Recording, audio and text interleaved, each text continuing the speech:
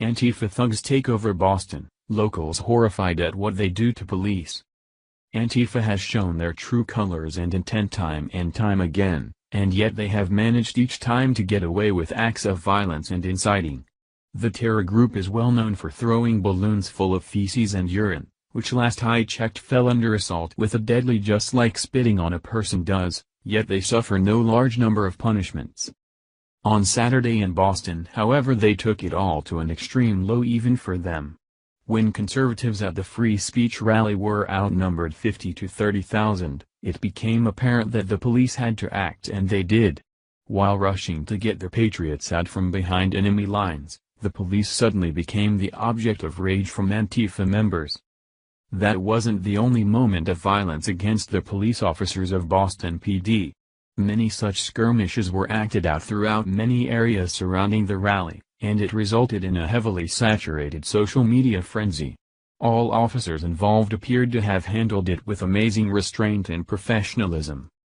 Antifa even pulled their bodily fluid bombs out on officers a few times, and then laughed about it on Twitter. Board with nails were brought in and used as well. Boston PD eventually has to start arresting Antifa members just to get them to stop. Most of us are aware of Antifa's loathing for the law as well as any whose job it is to impose it, but yesterday was probably the first time it was so heavily advertised via even the mainstream media. The foul language hurled at cops for simply doing their jobs is disgusting and saddening. We are intelligent enough to realize that Antifa is not the whole of the liberal left, and surely at some point the left itself will come forward denouncing Antifa. Surely a terrorist organization that is funded by a known Nazi and worldwide criminal should be recognized for what it really is. The old back and forth debates between the liberals and the conservatives sure does seem like an enjoyable pastime compared to what roaming our streets in the name of liberalism. Even the mainstream media is finally calling it out for what it is. With Antifa clashing with police officers, they are at least calling them unruly, which is a far leap from the innocent victim image that the media has given Antifa in the past. They also call them out for not being locals. Keep in mind CBS does try to soften it up, but they do call it out to begin with. Maybe this is a small turning point, at least for truth. Some of the verbal rhetoric by reporters in this next clip will make you angry, but pay attention, because this video is something that normally CNN doesn't do because they don't want to muddy up their own hate group's appearance. However, they sure did a good job showing the country what Antifa really is, which is anti-government, hate-filled, violent, and disgusting. The right is not the ones that are pushing this filth.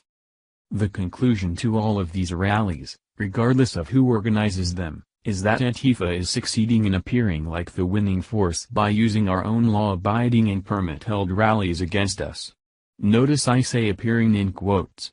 The media has given Antifa a voice and a platform and the defense of somehow doing the right thing.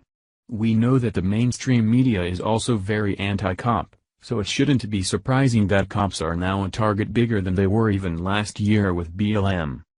This is Nazism in its truest form. Stop feeding Antifa.